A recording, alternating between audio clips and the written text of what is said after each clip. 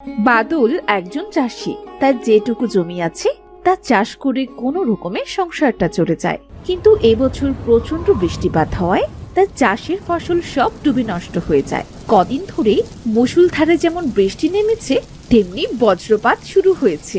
এমনই একদিন সকালে বাদলের স্ত্রী বাদলকে বলল, তুমি কি গো, সে কবে থেকে বলছি মেয়েটা আমার চিংড়ি খেতে চাইছে, তুমি তো যেন কথাটা কিছুতেই কানে তুলছো না।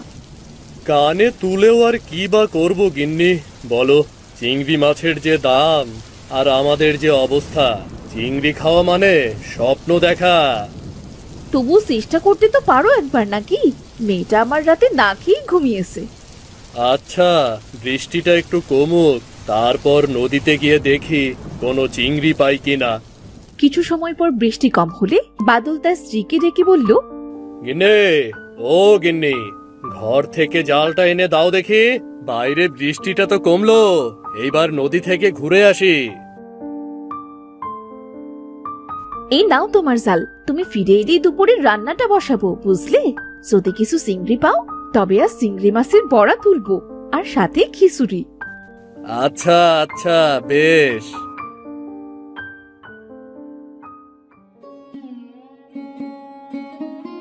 জালটা বেশি ভালো না।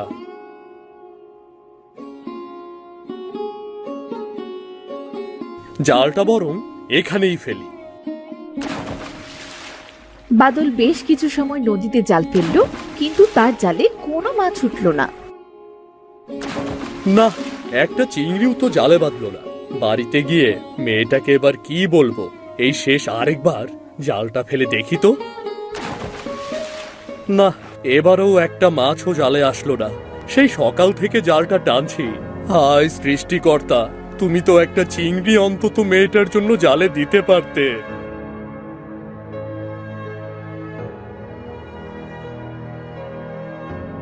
বাদল নিরাশ হয়ে বাড়ি ফিরে এলো।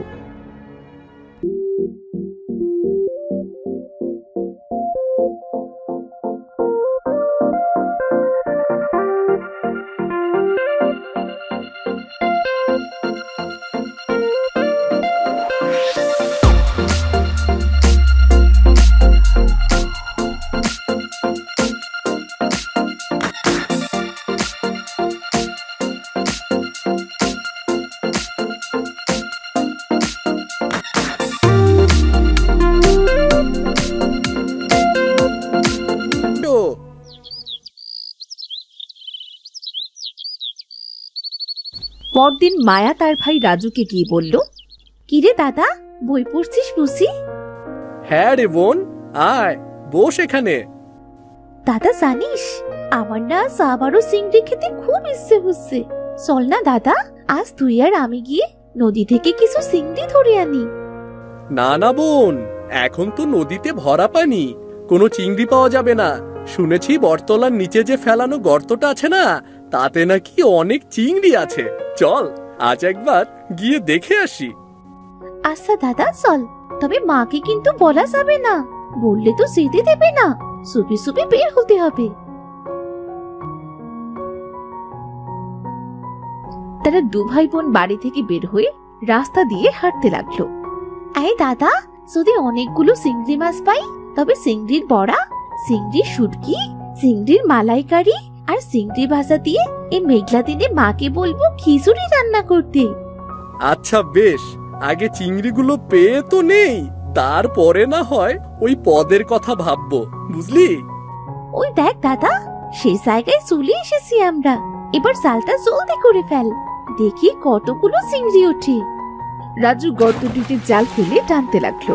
এদিকে আকাশ মেঘলা হয়ে চারপাশে ঝড় বইতে শুরু করলো। এই দাদা, তাড়াতাড়ি জাল টান, দেখ ঝড় বইছে, এখনই বৃষ্টি শুরু হবে। আরে, জালটা তো আসছে না, মনে হচ্ছে কোনো কিছুতে আটকে পড়েছে। এবার কি হবে দাদা? দেখ বৃষ্টি নামা শুরু করলো যে। এই তো জালটা ছাড়ানো গেছে, তাড়াতাড়ি চল বোন, ওই বট গাছের নিচে গিয়ে দাঁড়াই।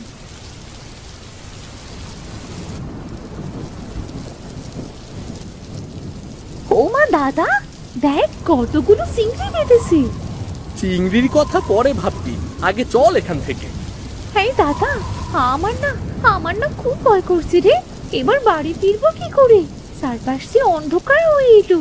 এমনি শুনেছি বটগাছে নাকি ওনারা থাকে। যদি সত্যি সত্যি এবার নেমে আসে। ওনারা মানে ভূতের কথা বলছিস নাকি? হ্যাঁ দাদা, ওদের নাম নিস না। শুনেছি নাম নিলে নাকি ওনারা সামনাসামনি চলে আসে। আরে ধুর পাগলি, কে বলেছে তোকে এসব কথা? আমাদের কিচ্ছু হবে না। এই তোরা কারা রে? এই ঝড় বৃষ্টির মধ্যে গাছতলায় কি করিস? তোদের কি মৃত্যুর ভয় নেই নাকি রে? দেখ দাদা, ভূত! এবার কি হবে দাদা? আমরা একটা দৌড় দিই। না না, ভূত তো আমাদের থেকেও বেশি দৌড়তে পারে। এবার আমাদের ঘাড় মটকাবে। এই তুই থাম তো, এত ভয় পেতে নেই। কে তুমি? সামনে এসো। আসলে আমরা মাছ ধরতে এসে বৃষ্টিতে আটকে পড়েছি। ও বুঝলাম। তবে তোরা কি আমায় একটু সাহায্য করতে পারবি? তুমি আগে সামনে এসো তো, তারপরেই না হয় সাহায্যের কথা ভাববো। তোরা আমায় চিনবি না। ওই দূরে দেখছিস না, ওটাই আমার বাড়ি। আসলে এই ঝড় বৃষ্টিতে আমার ঘরটা ভেঙে পড়েছে। একটা মানুষ খুঁজছি ঘরটা ঠিক করাবার জন্যে, কিন্তু কাউকেই সে খুঁজে পাচ্ছি না। ওমা, ঠাকুমা তুমি? আমি তো খুব ভয় পেয়ে গিয়েছিলাম। তা এত ভয় পাওয়ার কি আছে? তোরা কি একটু যাবি আমার বাড়িতে? যদি একটু সাহায্য করতি তবে সে খুব উপকার হতো। আচ্ছা চলো ঠাকুমা, তোমার ঘরটা ঠিক করে তবেই বাড়ি ফিরবো। আচ্ছা ঠিক আছে, তাহলে আয় আমার পিছু পিছু। দাদা, এই বুড়িটাকে আমার সুবিধের মনে হচ্ছে না। যদি ডেকে নিয়ে আমাদের সব মাছ খেয়ে খাড় মটকে দেয়, তখন কি হবে রে? আরে না, কিচ্ছু হবে না। চুপচাপ হেঁটে চল। তাছাড়া বৃষ্টিতে এভাবে ভেজার চেয়ে বুড়ির সাথে যাওয়াই ঠিক, বুঝেছিস? এই দেখ, এটাই আমার বাড়ি। ওই চাল ফুটো হয়ে ঘরের ভেতর পানি পড়ে। শান্তিতে একটু ঘরেও থাকতে পারি না। চালের উপরে উঠে চালটা একটু ঠিক করে দিবি? হ্যাঁ ঠাকুমা, দাঁড়াও, আমি এক্ষুনি তোমার ঘরের চাল ঠিক করে দিচ্ছি। ঠাকুমা, এবার দেখো তো তোমার ঘরে জল পড়ে কিনা। একদম ঠিক আছে, আর কোনো পানি পড়ছে না। এবার নেমে আয় রে, খুব বড় উপকার করলি বাসা। আয় ঘরে আয়। দাদা, বৃষ্টি তো এখনো থামছে না। বাইরে খুব বৃষ্টি আর বজ্রপাতও হচ্ছে। এবার কি করে বাড়ি ফিরবো? এই ঝড় বৃষ্টির ভেতরে বাড়ি যাবে কিভাবে? বৃষ্টি থামলে তবেই বাড়ি ফিরিস। তোদের দুজনার মতো আমারও নাতি নাতনি আছে। ওরা তো আমার কাছে থাকে না, অনেক দূরে থাকে। তবে ওরা মাঝে মাঝে বেড়াতে আসে। ও বুঝলাম এবার। আচ্ছা ঠাকুমা, তুমি কি বাড়িতে একাই থাকো নাকি? একা নয় তো, আমার সাথে কে থাকবে শুনি? আপন বলতে যে আমার কেউ নেই। তোমার একা থাকতে ভয় করে না? ভয়? ভয় আবার কিসের? আমার ওসব ভয় টয় করে না। সারাদিন ধরে তোদের সাথে জমিয়ে গল্প করবো ক্ষণ। ঠাকুমা, জালটা তবে এখানে রাখলাম গো। যা রেখে যা, আর আমিও আমার হাতের কাজটা সেরে নিই।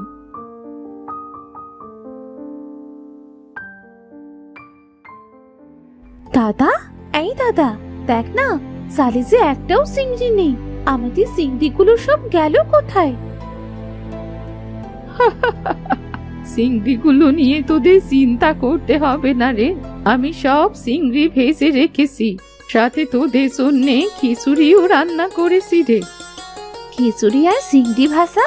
ইস, আমার তো জিভে এখনই জল চলে এসেছে। এত কিছু তুমি কখন করলে গো ঠাকুমা? তা তো করেছি তোরা যখন গোসলে গেলি। খুব ভালো করেছো।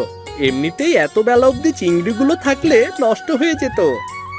হ্যাঁ, এই জন্যেই তো চিংড়িগুলো ভেজে রাখলাম। চল, এইবার খাবি চল। কতগুলো চিংড়ি ভাজা! আমাকে কিন্তু পেট ভরে চিংড়ি খেতে দিতে হবে। বেশ বেশ, তোর যা লাগে তুই তাই খা। ঠাকুমা, তোমার হাতের রান্নার কি স্বাদ গো, যেন অমৃত খাচ্ছি। খুব স্বাদ হয়েছে খাবার। দাদা, বাইরে তো ঝড় বৃষ্টি কমলো না, এবার বাড়ি ফিরবো কি করে? প্রায় যে সন্ধে হয়ে এলো। আজ আর তোদের বাড়ি যেতে হবে না, তোরা বরং কাল সকালে বাড়ি চলে যাস। কিন্তু মা বাবা যে বড্ড চিন্তা করবে। সে একটু করুক, কাল সকাল সকাল উঠে বাড়ি ফিরে যাস।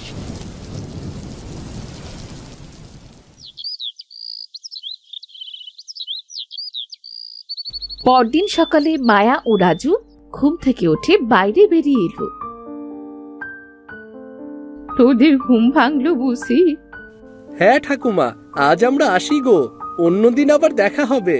জানি না বাড়িতে মা বাবা কি করছে। অন্যদিন আবার কোথায় পাবি আমায়?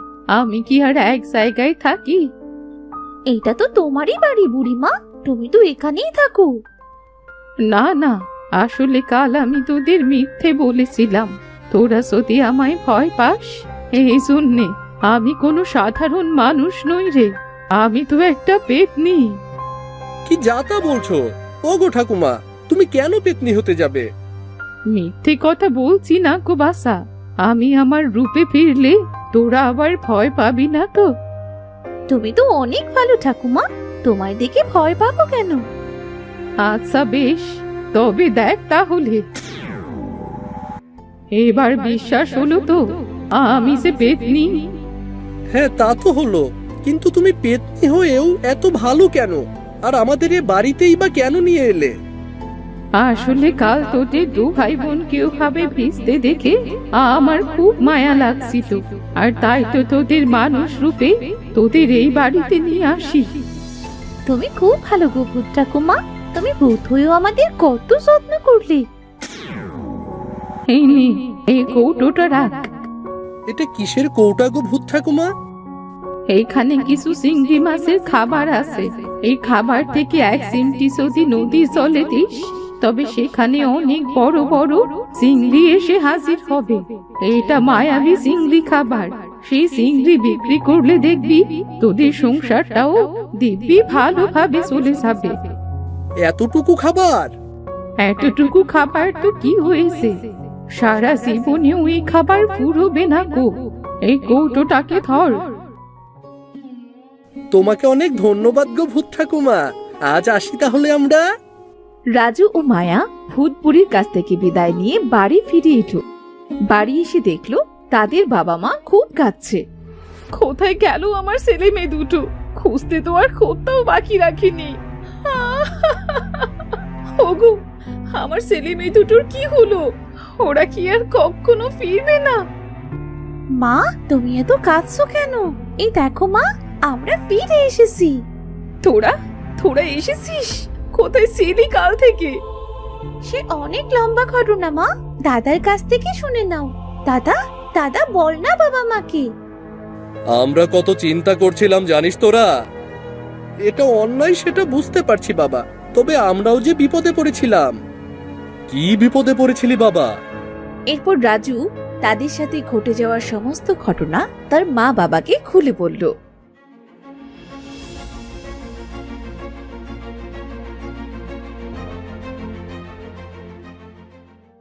ইস, যদি তোদের কিছু হয়েছে তো তাহলে কি করতাম আমরা? কিছু হয়নি তো মা। বাবা, চলো না বাবা, নদীতে এই খাবারগুলো দিয়ে দেখি কতগুলো চিংড়ি আসে। হ্যাঁ চল, যদি দুটো চিংড়ি পাওয়া যায় তবে বিক্রি করে কিছু প্রয়োজনীয় জিনিস কিনতে পারবো। চল না। আমাকেও তোমাদের সাথে নিয়ে চলো, অমন দৃশ্য দেখার সে তর সহ্য হচ্ছে না। তারা সবাই মিলে নদীর ধারে গেল।